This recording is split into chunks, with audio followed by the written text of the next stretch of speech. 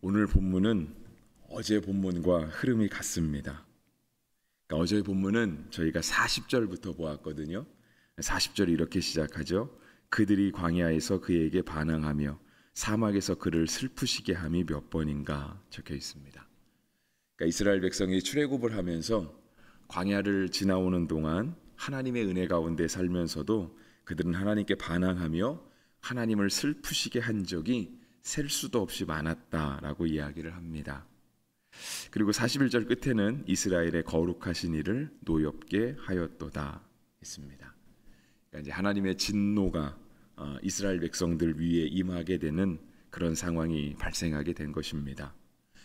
그런데 하나님의 사랑은 변함이 없죠. 하나님은 우리가 어떠한 모습으로 하나님을 믿고 따르며 살아가든 하나님은 그 사랑의 손길을 거두시지 않습니다.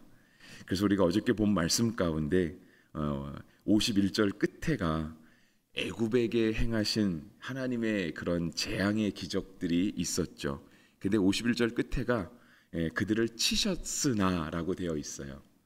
그렇지만 52절에 그가 자기 백성은 양같이 인도하여 광야에서 양떼같이 지도하셨도다라고 되어 있고요. 54절에 그들을 그의 성소의 영역 곧 그의 오른손으로 만드신 산으로 인도하시고, 그러니까 하나님의 인도하심을 꾸준히 베푸시면서 하나님께서 하나님이 거하시는 거룩한 영역 성소의 영역에 그들을 인도하고 그들로 거하게 하셨다라고 말씀하십니다. 근데 이제 그런 은혜가 있었으면 이스라엘 백성들이 좀 믿음이 성장하고 잘 살았으면 좋았을 텐데요. 오늘 본문 56절부터잖아요. 56절은 또 그러나로 시작합니다. 그러니까 이스라엘 백성들의 이어지는 범죄함, 변하지 않는 그들의 어떤 연약함의 모습을 성경이 또 이야기하고 있죠. 그래서 그들은 지존하신 하나님을 시험하고 반항하여 명령을 지키지 아니하며 라고 되어 있습니다. 58절에는 자기 산당들로 그의 노여움을 일으키며 그들의 조각한 우상들로 그를 진노하게 하였음에, 심지어 59절에는요 하나님이 이스라엘을 크게 미워하셨다고 되어 있습니다. 그리고 이제 이스라엘의 범죄가 계속해서 이어지는 가운데요 65절에 보시면 65절 말씀이 참 우리가 하나님을 이렇게 표현해도 되나 하는 생각이 드는데요. 그래서 오늘의 본문 가운데는 가장 저의 인상에 남은 구절이 65절이었습니다. 네, 하나님은 여전히 그의 능력을 베푸시죠. 변함없는 사랑을 베푸십니다. 그때에, 그래서 그때는 이스라엘 백성들이 계속해서 반복되는 범죄함 가운데 거하고 있을 때, 바로 그때에 주께서 잠에서 깨어난 것처럼, 하나님은 주무시지 않잖아요. 여호와를 지키시는 이는 졸지도 아니하고 주무시지도 아니하신다. 똑같이 시편에 노래하고 있는데 하나님이 마치 잠에서 깨어나신 분처럼 일어나신다는 거예요. 근데 이러한 표현은 좀 괜찮은 것 같아요. 근데 이어지는 표현이 뭐냐면 하나님을 빗대어 말하기를 포도주를 마시고 고함치는 용사처럼 일어나사 되어 있어요. 그러니까 주변에 우리 술 드신 분들 이렇게 목격할 수 있잖아요, 그죠? 갑자기 술 드시고 이렇게 막 고래고래 소리를 지르시는 분들, 그러니까 하나님이 그렇게 일어나셨다라고 성경이 표현하고 있어요. 그래서 한편으로 우리가 하나님을 이렇게 표현해도 되나라고 하는 그런 생각이 드는데, 하나님이 이스라엘 백성 가운데 살아서 역사하시는 거가 마치 이와 같이 굉장히 급진적이고 이렇게 뭐라 그럴까요? 반전이 있는 것처럼 하나님이 그렇게 역사하심을 시편은 노래잖아요. 어떤 시적인 그런 문학적인 장치로 표현한 것이 아닌가 하는 생각이 듭니다. 하나님께서 이스라엘 백성을 그렇게 구원하셨다라고 오늘 본문은 또 이렇게 노래하고 있죠. 그러면서 이제 72절은 그렇게 끝나요. 이에 그가 그들을 자기의 마음의 완전함으로 기르고 그의 손에 능숙함으로 그들을 지도하셨도다. 마치 우리 어저께 본문이 끝나는 것처럼 52절 자기 백성은 양같이 인도하여 내시고 광야에서 양떼같이 지도하셨다. 54절에는 그들을 그의 성소의 영역 곧 그의 오른손으로 만드신 산으로 인도하셨다라고 되어 있는 것처럼 똑같이 하나님의 인도하심을 보여주면서 시편 78편은 마무리가 됩니다. 어쩌면 어제와 똑같은 이야기를 성경이 왜 기록하고 있을까 하는 생각이 듭니다. 다른 것이 있다라고 한다면 시대적 배경이 다를 뿐입니다.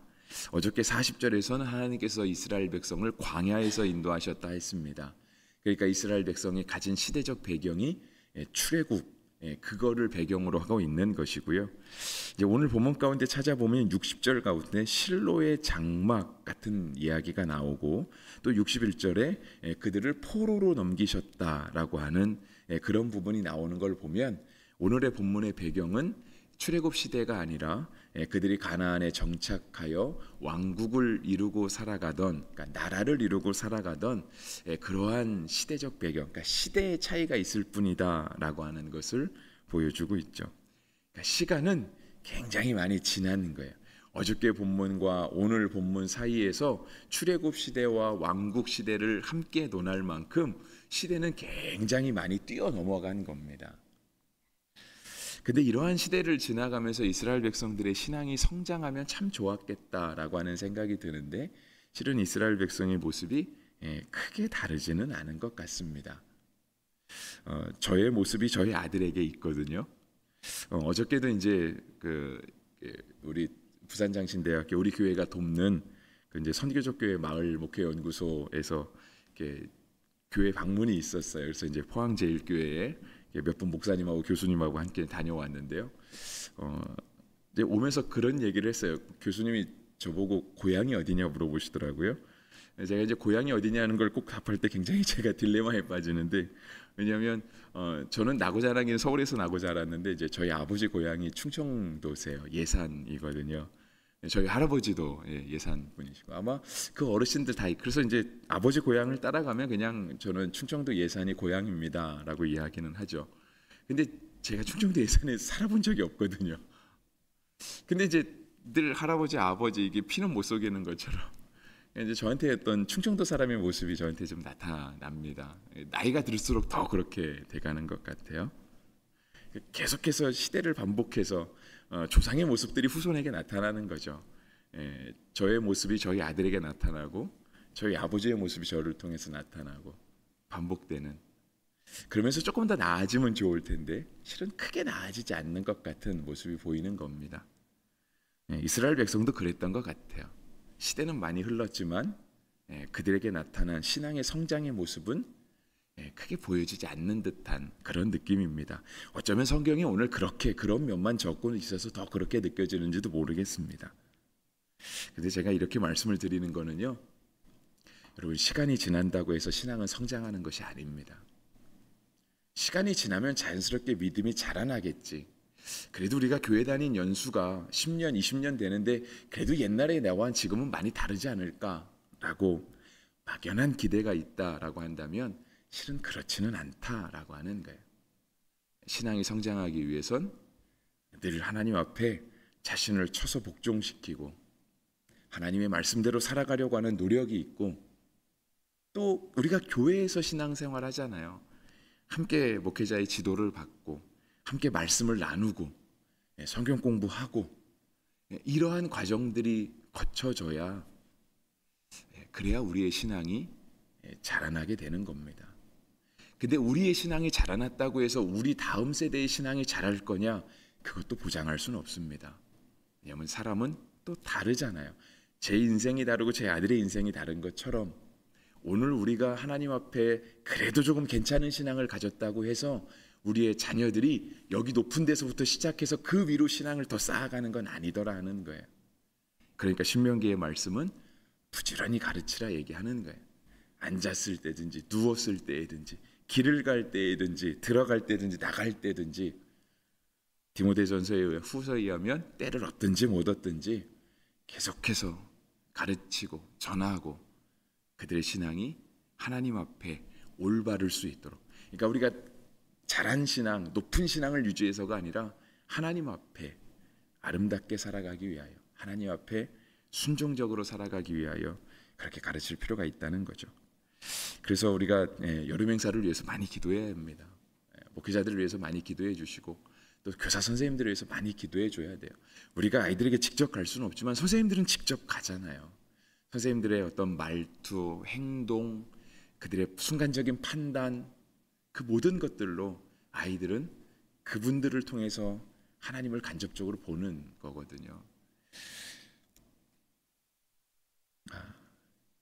또 하나는 그거예요.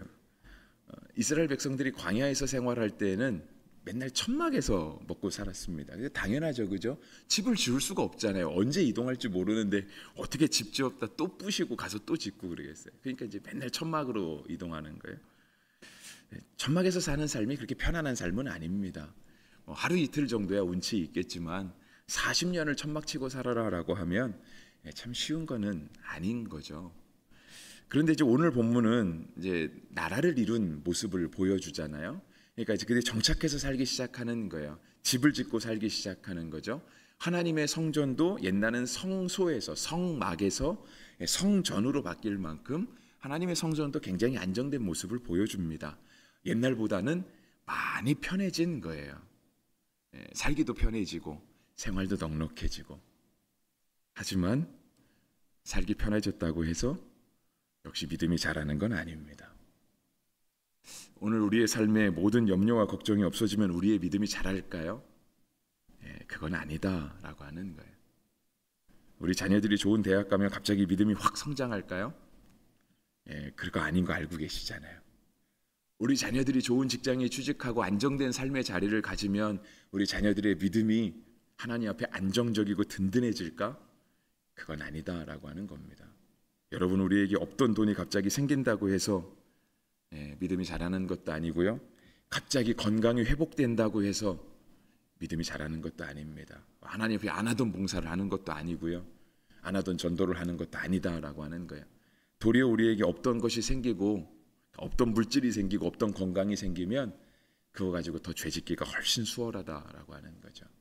그래서 우리가 믿음이 자라는 길은 우리의 상황의 넉넉함에 있지 않다라고 하는 겁니다.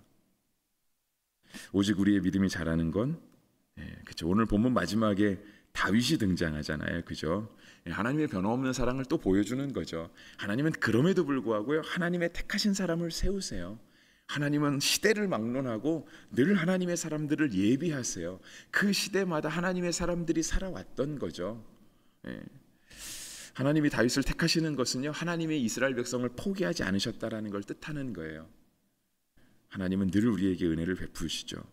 그리고 그로 하여금 72절에 있는 것처럼 그가 그들을 자기의 마음의 완전함으로 기르고 그의 손의 능숙함으로 그들을 지도하셨도다.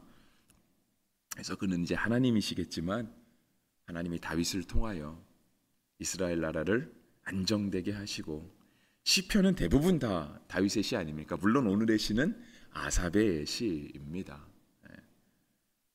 다윗의 시대에 어떤 성가 대장으로 세워졌던 한 사람, 다윗의 시대를 통하여 하나님을 노래하고 정말 하나님을 예배하는 사람들이 많이 일어나게 하시는 그런 하나님의 놀라운 은혜는 변함없다라고 하는 것이죠. 우리가 하나 주의할 거는 있어요. 왜 우리의 믿음이, 아니면 이스라엘 백성들의 믿음이, 시대는 바뀌고 상황은 훨씬 더 좋아졌는데 그들이 왜 하나님 앞에 성장하지 못했을까? 하나님 앞에 변화된 믿음을 보이지 못했을까라고 할 때요. 제가 목회자들이 이제 오늘 큐티의 말씀을 적어도 하루 전에 보잖아요. 이제 설교를 준비해야 되니까. 그래서 이제 제가 아까 65절 말씀이 굉장히 마음에 와닿다라고 하는 생각이 들었고요.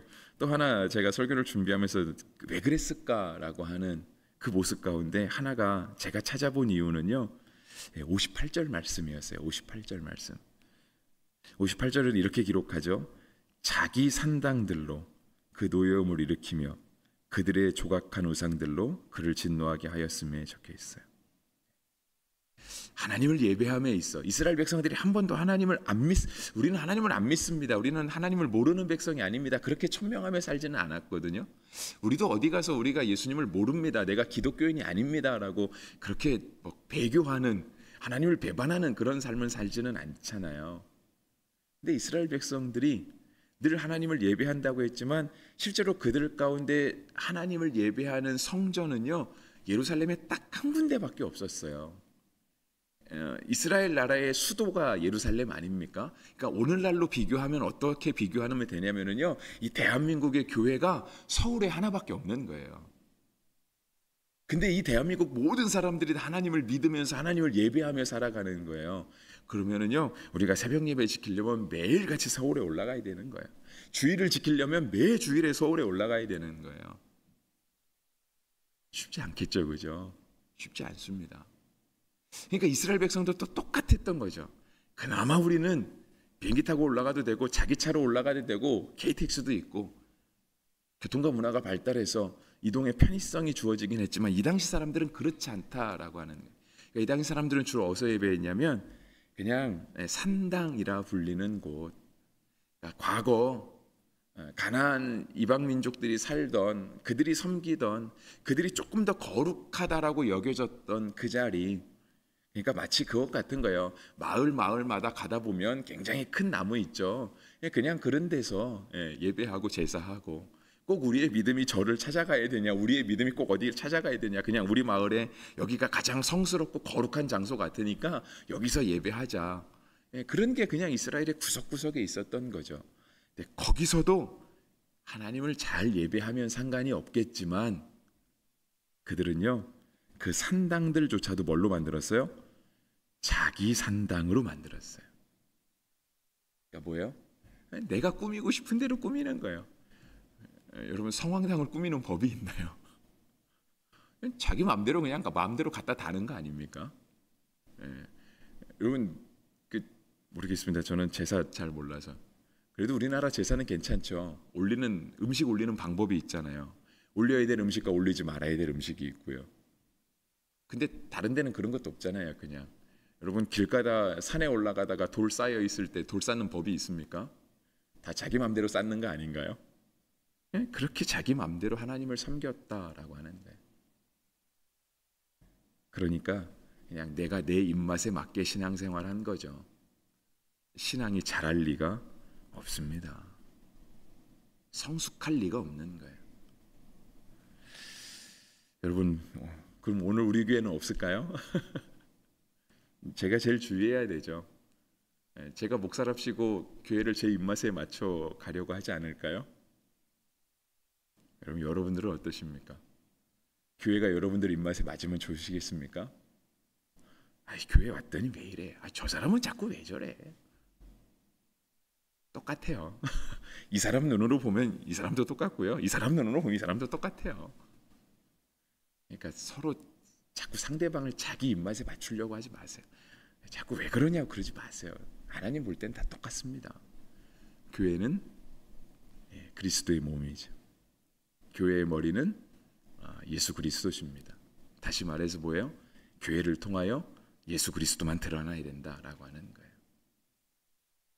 그럴 때 우리의 믿음이 하나님 보시기에 아름다운 믿음, 시간이 지나면서 예수님이 의도하신 교회로 우리가 변하게 될 것입니다. 하나님은 늘 하나님의 사람들을 세우세요. 어느 시대, 어느 때나 하나님의 사람들을 세우십니다. 누군가는 계속해서 반복적으로 죄를 짓고 옛날이나 오늘이나 똑같은 모습으로 살아가지만 그러한 시대에도 하나님은 다윗 같은 사람을 세우셔서 하나님의 마음에 흡족하게 하시는, 사도행전 13장에 적혀 있죠. 22절. 하나님이 다윗을 세우시고 자기 마음에 합한 사람이었다고 하나님이 성경에 기록하고 있는데, 오늘을 살아가는 우리 모두가 다 하나님 앞에 그러한 사람이 되기를 주의 이름으로 축복합니다.